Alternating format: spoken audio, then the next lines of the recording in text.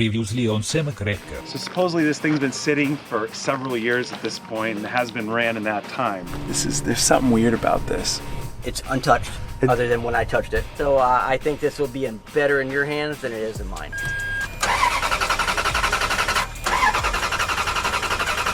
One thing that caught my eye when he was showing me the cars, look at this. See that computer there? See how it's just hanging out? And so really, it should be bolted in like this. All right, let's see. Think it's gonna work? Hasn't been started in how many years? 6. Here we go.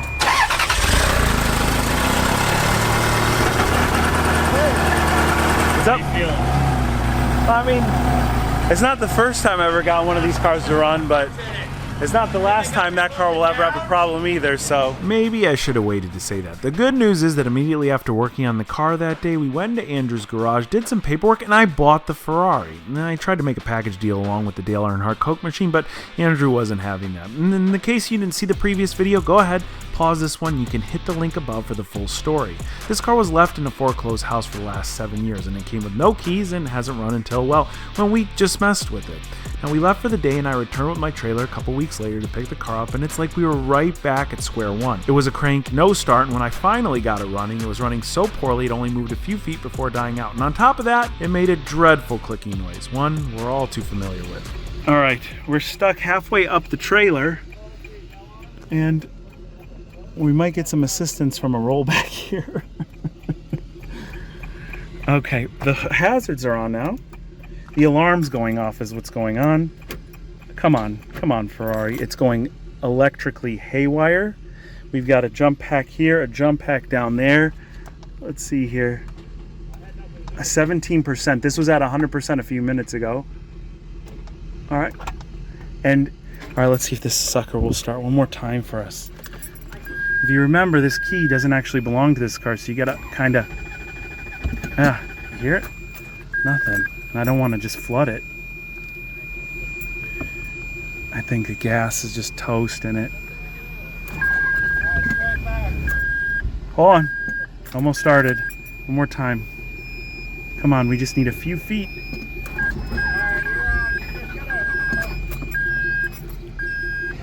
Oh, look at this. We're moving forward. Look at this.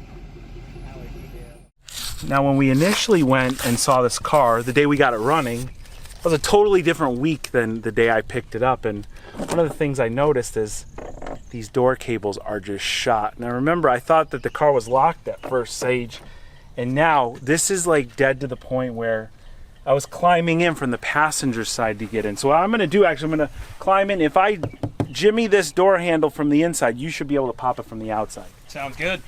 All right, now go. Pull it, don't like rip it. Yeah, I know, I'm trying to be gentle with it. All right, try now. A little bit. Pull a little bit harder than you would normally think. Yeah, I don't want to pull much harder than this. Dude, what a nightmare. Isn't it amazing what a couple weeks time will do to one of these cars? That's why we got to get it in the barn ASAP. I'm going to climb over. I'm going to try and fire it up. But first, let me get some fresh gas and some fuel stabilizer to see if it will make it run a little better. You hear that clicking? This thing has a decent battery in it, and now it's clicking. It was not doing that the first time we saw it. If you've watched any of my previous videos, you might remember clicking means we've got a bad engine computer. That's a $2,000 problem right off the bat. Luckily, we got an extra set of engine computers, but didn't want to have to use them this soon into the project. All right. Now the next question is if this car will even drive itself off the trailer. Usually with the back computer, the car runs really, really poor. It won't even go into gear. Look. You like this? Is a typical Ferrari stuff. This part gets stuck in the cap. Dude, this thing hasn't been touched in ages. Now the fuel system, specifically the fuel pumps on 360s, are really finicky, and they're known to have plastic hats or plastic caps that crack, and then you'll smell fuel really bad, and if you let it go a real long time, it'll actually allow fuel out. That fuel drips right into the headers and catches the car on fire.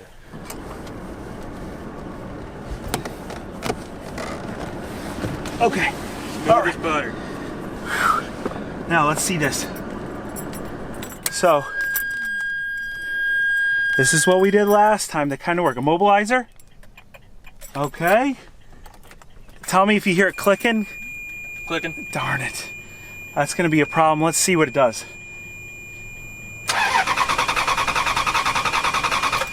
doing the same thing it did in the lot, where it's just not even firing. Got a bum engine computer. It's not going to move until we fix that. And then this won't open either. Wait, watch this. Oh, this thing is just busted. Yeah, it's tough. All right, watch this. We're going to do a throwback, Sage. Ready for a throwback? Let's see it. I'm taking the positive terminal off the battery. Now, if you remember on my old green car, it came with a computer issue in the first place, but it had mismatched computers, like somebody just taking a random one off another car. The computers have to be exact matches. We already had this car running pretty decent. So what I'm going to do is let the battery power die. My car would actually fire the first time after hooking battery power to it and never again. So let's see if that works. All right, power back on.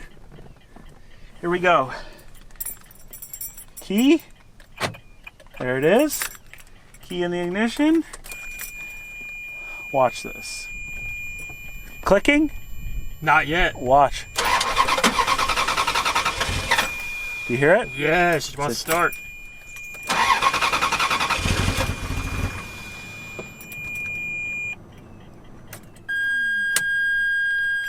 Ay vey. Why do I do this?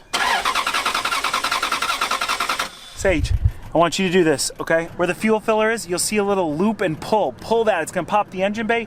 Feel which throttle body is clicking. You can put your hand on it and you'll be able to tell which one is clicking. Sounds good.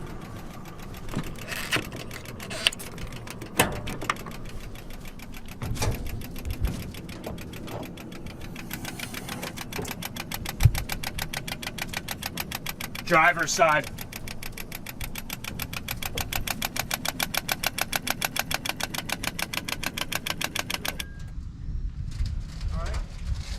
My steering wheel's locked up. All right, break. Okay. Yep, go. Let it go. Did it come off good? We're good, yeah. A little sketchy, but that worked.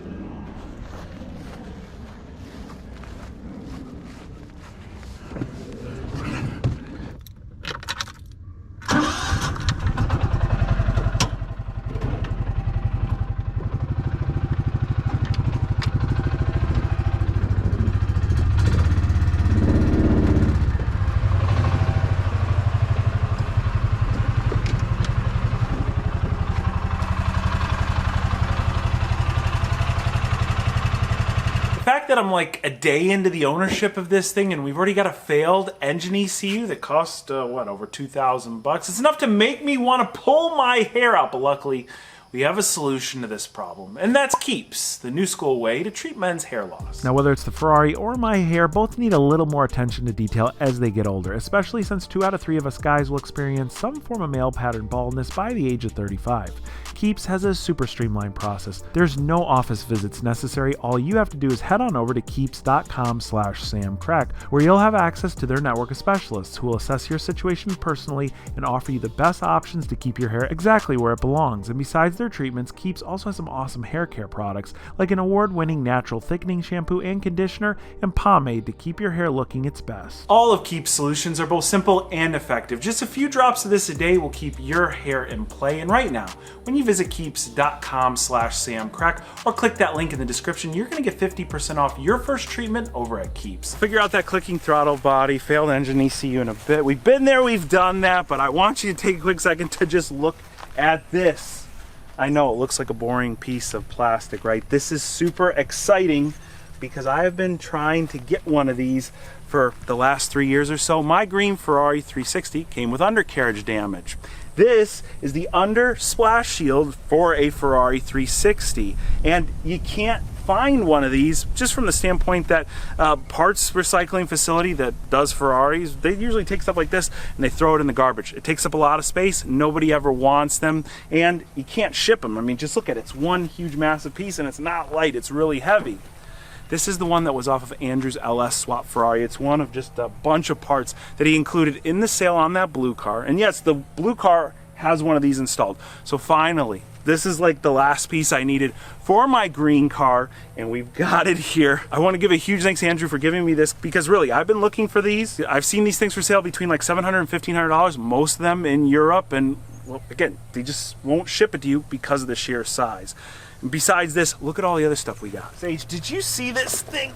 No, I haven't seen it yet. This also weighs a ton.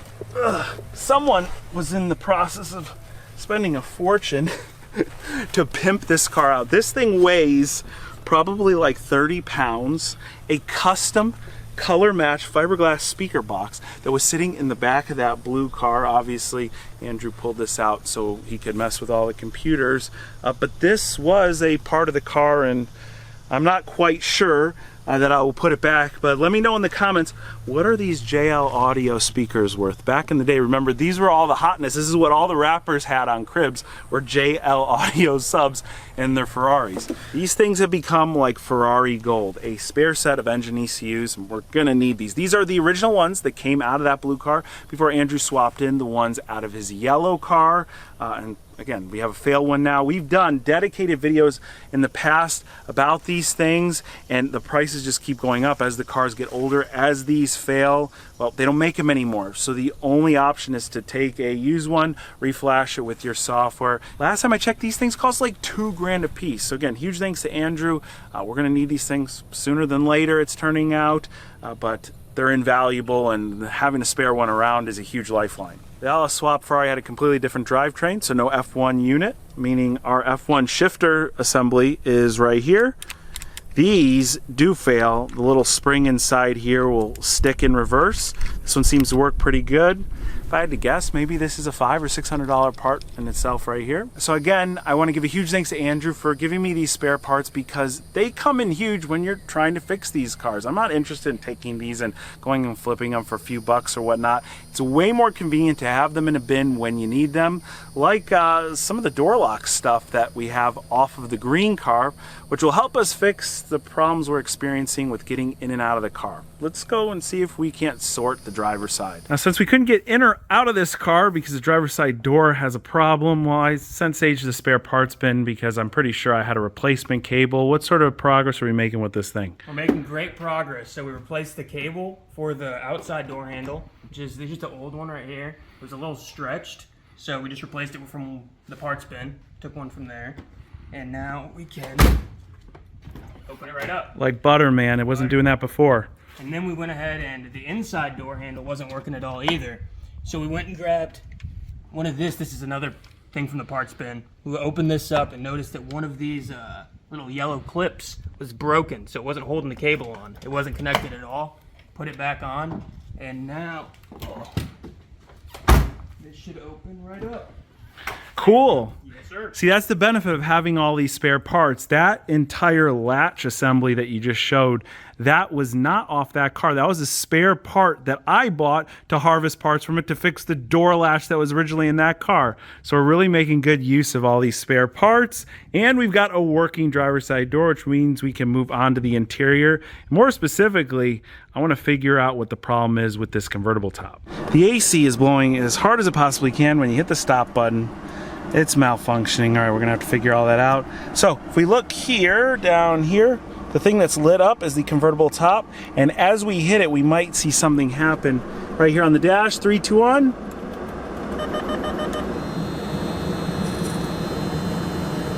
Oh my God, oh my God, oh my God, oh my God. It's dripping all over me. You won't believe what just happened. Look at this, watch. Look, look, look, look, you see it? It's leaking all over the leather. And it's coming from right here. Right there, that hydraulic line runs right there. We got a problem in that block.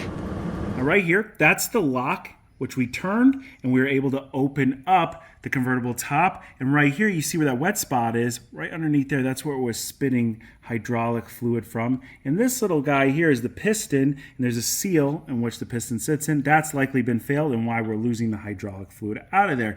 Now, these locks, there's one on either side, one here and one there, are hydraulically actuated, not electronically, which complicates the system.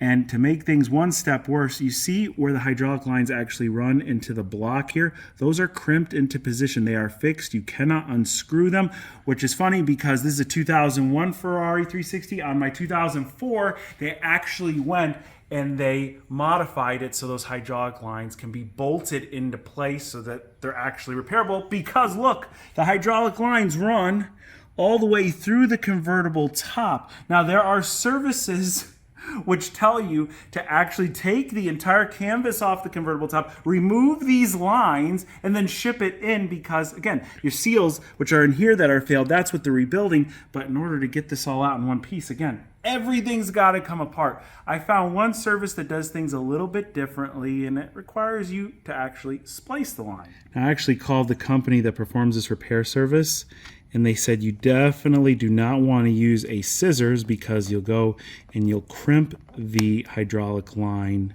Look how easy that cut too. You crimp the hydraulic line, creating more damage, it'll be more work, and then you might again have to dismantle everything again. So snip it simply with a flat razor blade here, and once these are off, we'll just be able to unbolt it with those 2 screws. Of course, we've got a rag down so our blue top does not turn brown.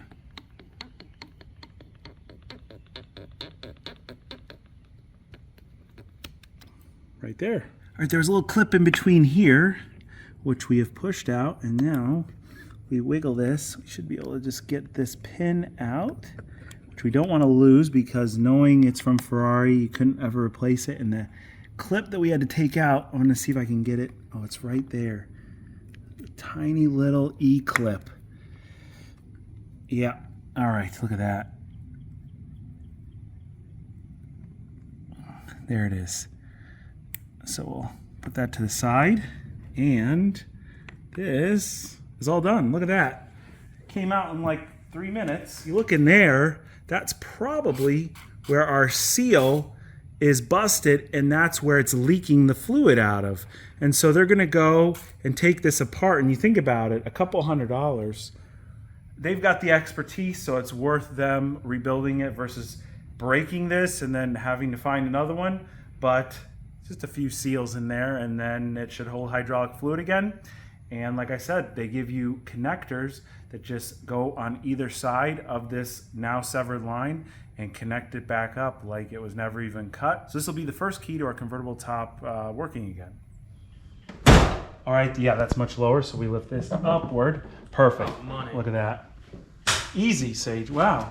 Look, there's stuff all hanging out in there. Someone's definitely been in here. Well, it wouldn't be a cheap Ferrari without a story now.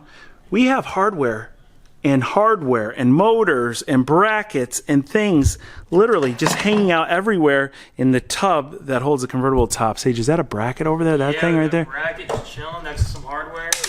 There's a bunch of bolts right here. Now you can see this motor from the inside. Somebody clearly unbolted that. I think it sticks somewhere right around there. And then where these arms were hanging out over the body piece, we went and tried to just put the body piece back flush to see if it would sit. No, these are totally in the wrong position. And over there, they look like they were sitting much lower. So here's what I think needs to happen next with this convertible top. We're gonna ship that piston out for repair. I heard that's about a week turnaround time, so we should have it back pretty quickly, and we need to get it back in the car. The fact that when we hit that switch, we lost that hydraulic fluid, that's actually a really good sign to me, because it tells me that the major part of the system, the major hydraulic block, is all operating properly. It's better that we hit that switch and something worked versus just hearing a beeping noise and having a light flashing on the dashboard. So once hydraulic pressure is run back into the system, and obviously we'll fill up the reservoir it has, then we need to see which brackets move in and out. Everything is pretty much hydraulically actuated on this top. I did notice a few pieces of broken hardware in the back area here, and some of them look like generic parts, some of them look like pieces that you can only get from Ferrari, but the 2 main brackets that I found damaged, well, they're made out of steel. So I think that they could just be weld repaired. Then we'll hook the motor back up in the rear, we'll actuate our convertible top and see what happens from there. Considering all the parts thrown everywhere back here, that could expose a whole new set of problems, or it could get our top pretty well sorted. Only time will tell. The good news is this canvas was obviously replaced recently, and it's in really good shape. So I think it makes way way more sense to continue our diagnosis with hydraulic power back in the top. For right now, we're gonna put it on hold. Let's get in the interior where we started stripping everything out, and we're gonna open up that engine access panel and check out the condition of our timing belts. At this point, both of our covers are nice and loose. The problem is you can't get those covers off without first removing this simple accessory belt here. It's really no big deal, but we've got that big shield covering everything on the other side. So you got to take that shield off, and then to get that dry belt off, you got to take a tensioner off. That tensioner has a reverse bolt, so if you try and do lefty-loosey, you'll actually break the tensioner, and you'll spend about $150 from Ferrari. Ask me how I know all that. Anyway, let's be real. No Ferrari tech is going to recommend we don't disassemble all that without replacing every single wear item in there. And, well, I mean, they're technically not wrong, but I say we do a shade tree Ferrari post-purchase inspection, and we use our scope camera to just wiggle behind here, see what we can see when it comes to the condition of the timing belts, and more importantly, the condition of the timing tensioners. Every belt service I've ever heard of or even tried to have been sold only includes belts and pulleys. They never ever touch these tensioners, but a lot of them are going on like 20 years old. And as we found from Andrew's engine, the one that he gave us for free, the one that had failed, well, it failed because of a week old timing tensioner. I would be much more worried about replacing this after 5, 7, 10, 20 years than I would the actual belts themselves. And not to mention, belts are things that we can look at physically. We can look for cracks and whatnot and see if they're past their prime. And we could start really simply with just our accessory belt here. You see, when a belt service is done on this car, they always swap out both of these accessory belts. At first glance, the condition of these belts look just fine. So let's go ahead and power up our scope camera and see what we can't find behind our timing belt covers. So we got the probe to our scope camera here. We're going to take a look at the screen and see what we can't see behind our timing cover. A bunch of little things we're going to see. Look, starting off with right there. You see, that is our cam seal. That's like similar in material to a rear main, and these can get very leaky. This is actually part of a very heavy service, something we have done on the green car because they were extremely leaky, and we can see there they're really clean, no problems at all. So that's a first good sign. Now I'm going to try and bend this, and I think what you're looking at here is an idler pulley. Got a little bit of surface rust on it. I don't see that to be a big deal. And look, here is our timing belt. All right, this is really cool. You see these belts are marked Dayco. That's a really good sign because the original belts, the belts that would have come on this car out of the Ferrari factory, well, they would have been stamped Ferrari and had a picture of the prancing horse on them. Now, Dayco also makes these Ferrari belts, but since these are just marked Dayco, this is an OEM part, but it's definitely been swapped, meaning this car has had a belt service at least once before. Now I'm able to get in certain angles and see these belts firsthand, not just through the scope camera, and they're in really nice condition. But here through the scope camera, you can see the ribs clearly. There's no cracks or anything that would indicate that these are really worn or about to expire. So far, pretty good, but like I said, I'm not super worried necessarily about the belts. I'd be more worried about the tensioners. And I want you to take a good look at this tensioner. This came out of the green car with about 22,000 miles on it. And this car that we're looking at now, the blue car, has like 29,000 miles on it. Now this has some surface wear like you would see on most engines. What I want to look for is the condition of the tensioner on this car to see. If it's really clean, that might mean that it was fresh, maybe anywhere from 5 to 10,000 miles ago. Or if it looks like this, a little bit dingy, it's probably the original. If we come down here, here we go. That's the bolt that holds in the tensioner right there. Now, is it just me or does it look really, really nice and super clean? It looks fresh, it looks silver. Again, if this was the original one, look at the block behind it. It has that natural sort of look, that natural dirt, and then look at the tensioner. Does that not look replaced to you? It sure as heck looks replaced to me. Here, I'll go back a little further to make sure it's not just the light. Now, I could be totally wrong about this, but what I want to do from here on out is I'm going to check the other side. If the belt and the tensioner condition match the one that are on the driver's side here, I think I'm going to button this all back up. We're going to focus our efforts on really cleaning up this interior, making this convertible top work again, and also figuring out our engine computer situation. This is our failed engine computer. I've already heated up the casing and cut it off. And here's what it looks like. Now, we've gone into depth on these engine computers before. These are very old technology. They're not meant to be worked on. As a matter of fact, you see it's got a tamper-resistant gel surrounding the board. These are meant to be replaced, but at a price of over $2,000. Even though we have a spare set, I don't want to just jump to using them just yet. But at this point, between these two cars, we failed 3 engine ECUs, and I haven't driven them some lengthy amount of time. I've literally had the other car on the road for maybe 300 or 400 miles. So it's not a coincidence anymore that these are breaking. I am going to take blame and say that I am failing these engine ECUs, and here's exactly how I think they're breaking. If you look back at the footage of me picking this blue car up at Andrew's tow yard, there's 2 jumper packs in the passenger's seat. We tried to jump this car. We tried to jump it multiple times. I've had to jump my green car multiple times because, well, we've been working on it for the greater part of a couple years. One of the other things you hear from owners of these cars is that you should never jump start it, but they never have ever provided me a good reason. And why can't I jump start my Ferrari 360 if I can jump every other car I own? It just doesn't make a whole lot of sense. Now, I've exhausted pretty much every Ferrari 360 resource I have at this point, and most people tell me that they think that's an old wives' tale, and it does not matter. But there was one interesting comment from a friend of mine named Trev that told me you can in fact jump these cars, but you don't want to jump them from the battery. You want to jump them behind the driver's seat because there's actually a positive and a negative post located there that runs directly to the starter. Whereas the one that is in the front here where the battery is located runs the length of the electrical system of the car. He said what's likely happening is that a voltage spike is blowing out a capacitor on our engine ECU and therefore is failing it. When you hear that clicking throttle body, essentially the car is stuck in a boot loop. The throttle body is supposed to click, but it's just supposed to click one time. That's its adaptation. The throttle body continuously clicking is this loop of that engine ECU trying to power up and failing, so it just keeps opening and closing the throttle body, creating that clicking noise. Now, we've had a couple videos devoted to repairing Ferrari 360 engine ECUs, and it's always been done in the form of a replacement.